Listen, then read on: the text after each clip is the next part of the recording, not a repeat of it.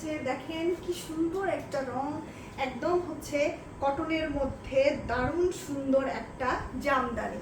এই শাড়িটা একটু দেখেন আপনারা, একদম পিচ কালারের মধ্যে এত সুন্দর। 84 কাউন্টের এই শাড়িটাও একদম হচ্ছে কটন জামদানির মধ্যে।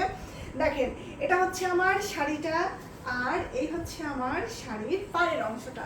পাড়ের অংশটা দেখলে আপুরা একদম মানে মনে হয় যে এত সুন্দর কেন শাড়িগুলো। দেখেন এত চমৎকার করে এই পাড়গুলো বোনা হয়েছে।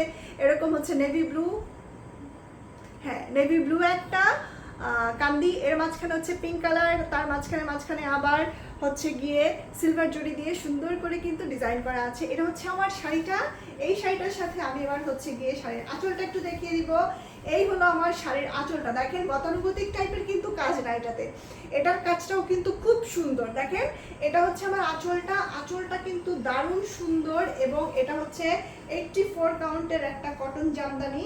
মানে এই জামদানিগুলো হাতে নিলেই বোঝা যায় এগুলো কি পরিমাণ হালকা। হ্যাঁ, এবং এটার মধ্যে দেখেন এই হচ্ছে পুরো শাড়িটা, এবং পুরো শাড়িটার মধ্যে কি পরিমাণ কাজ, একদম ভরাট করে এরকম পিঙ্ক কালার, নেভি ব্লু, এরকম সুন্দর সুন্দর ডিজাইন দিয়ে হচ্ছে গিয়ে এই শাড়িটা করা আছে। এটা হচ্ছে আমার শাড়িটার জমিনটা।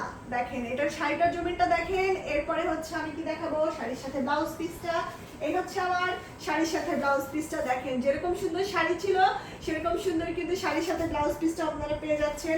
একদম কিন্তু নিয়ে আরামসে বানিয়ে পরে ফেলতে পারেন। এটা একদম কটন জামদানি। দেখেন গায়ে ধরেছি, একদম লুকটাই পুরো চেঞ্জ হয়ে গিয়েছে। তাহলে এবার বোঝেন আপনারা যখন পরবেন আসলে কি পরিমাণ সুন্দর লাগবে।